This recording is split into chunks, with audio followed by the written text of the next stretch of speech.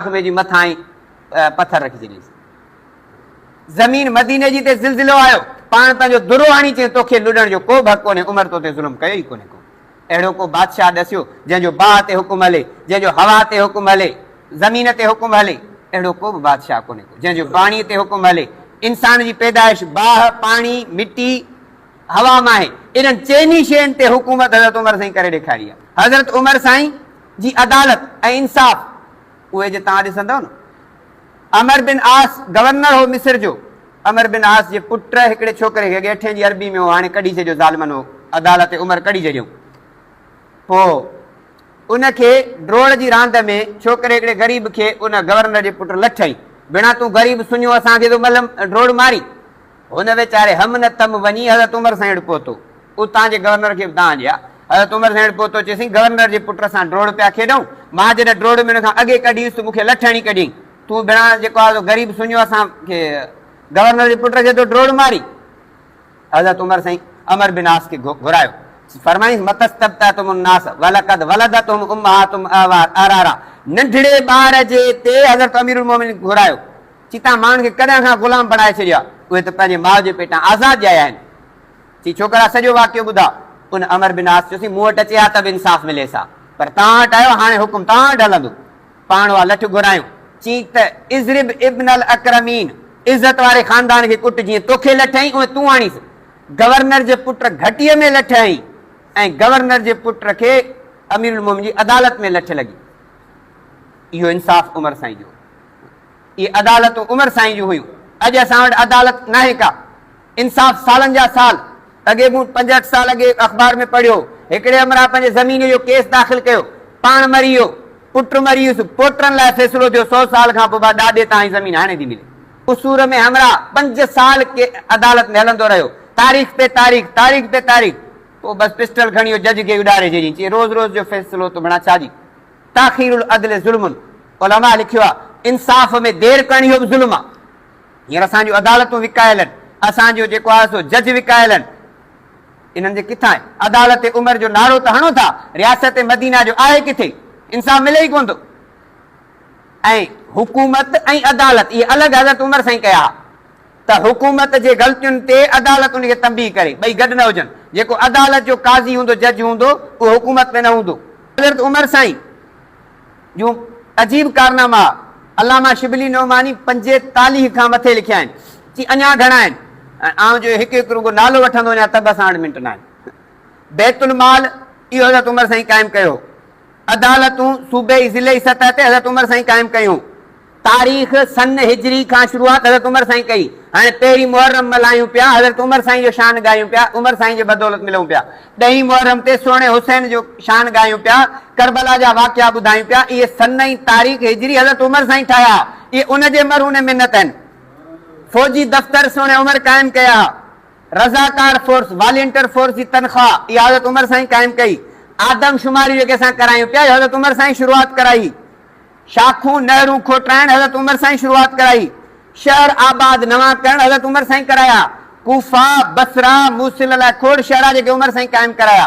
असां वटि 2014 में ज़ुल्फ़कार आबाद थिए पियो, असांजा क़ौम परस्त दाऊं पिया कनि, पर लॻे थो सही पिया दाऊं कनि। 2014 खां 2026 ताईं कुझु बि कोन थियो आहे। 300 मुलाज़िम आहिनि। हाणे 27 अप्रैल में मां कोर्ट में वियुमि, हाई कोर्ट में, उते जज हुन खां पुछे पियो, चए इहो 2014 खां ठहियो आहे, ज़ुल्फ़कार आबाद आहे किथे? पोइ ठटे में ठहे पियो, हिकिड़ो बोर्ड लिखियो पिया ज़ुल्फ़कार आबाद। 300 मुलाज़िम पघारूं खणनि पिया। ऑफिसूं तव्हांजूं किथे आहिनि? डिफेंस में 300 जो डिफेंस मैन खे किथे मुख़्तलिफ़ जायुनि ते कराची में रहनि पिया। मनसूबो ठटे जो, रहनि कराची में पिया, पघारूं खणनि पिया।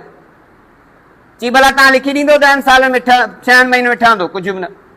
हज़रत उमर त शहर जीअं तामीर कराया, हिननि त करप्शन कई। पाणीअ जो ढल वठणु, उशर वठणु उमर साईं क़ाइमु कया, पर उन तरीक़े ते ई नथा कनि, हिननि करप्शन करे छॾी आहे ज़ालिमनि।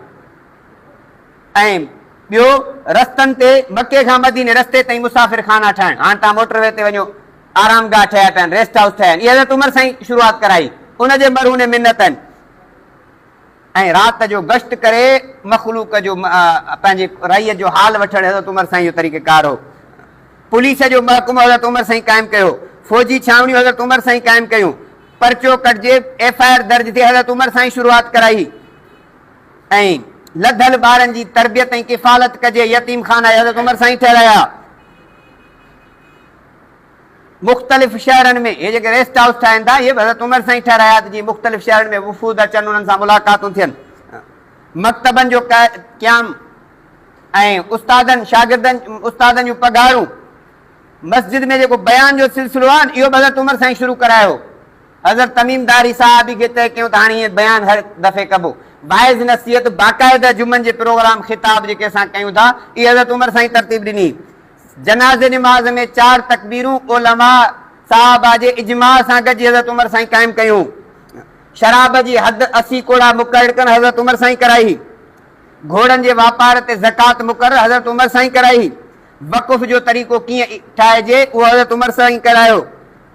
मुअज़्ज़िन ऐं इमाम जी पघार जे ख़िदमतूं कनि था उहो बि हज़रत उमर साईं करायो। हाणे हज़रत उमर साईं जा जे वाक़ियात ॾसजनि ऐं अदालतूं ॾसजनि। असां वटि अॻु में आई न 5-6 साल अॻे हुकूमत चई आउं रियासत मदीना क़ाइमु कंदुसि, अदालत उमर क़ाइमु कंदुसि। वियो वीचारो हाणे जेल में पियो, अदालत उमर क़ाइमु करी हा त छो वञी हा।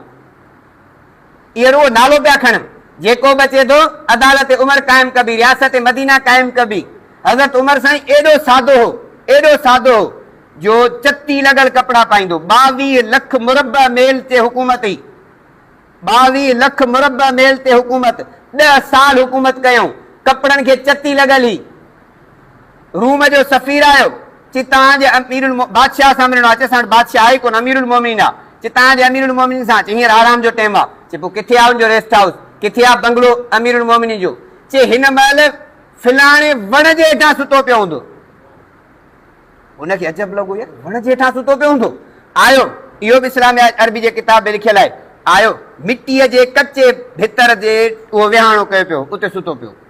उन लफ़्ज़ चया जेके उन में लिखियल आहिनि, अदलत फ अमिनत व निमत या अमीरुल मोमिनीन। चए तो इंसाफ़ कयो, हाणे बेडरपो ई बेखौफ़ थी सुम्ह, तो केरु पुछण वारो कोन्हे। असां बादशाह लंघी ॾेखारिनि, ज़ालिम करप्ट चोर रहज़न अदुल पसंदि हुजनि, इंसाफ़ पसंदि हुजनि त ईअं लंघी वञनि, केरु हिन कुझु न चवंदो। उमर साईं ईअं पियो घुमंदो। हिकिड़ी जाइ ते हज़रत उमर साईं आयो, गश्त पियो करे। हिकिड़ी औरत जेको आहे देगड़ी पई पचाए, चई राति जो टाइम छा थी करी? चए बचण लाइ कुझु ठाहियां पई। चए अथसि कुझु बि कोन्हे। चए पोइ धोखो पई ॾी। चए धोखो त ॾियां पई, छा कयां? बचण खे खारायां छा? बुख था मरनि। बादशाह असांजे अमीरुल मोमिनीन खे ख़बर ई कान्हे का असांजी संभाल लाइ। हाणे हज़रत उमर सां गुलाम बि गॾु। चए मां हुनखे कहिड़ी ख़बर त तुंहिंजे घर कुझु बि कोन्हे भरियो। चए अमीरुल मोमिनीन संभाल करणु खपे न। पाण उथिया वञी बैतुल माल मां कणक जो जेको आहे खाधे पीते जो सामान पंहिंजे कुल्हे ते रखियऊं। हुन ग़ुलाम चयोसीं मूंखे ॾियो।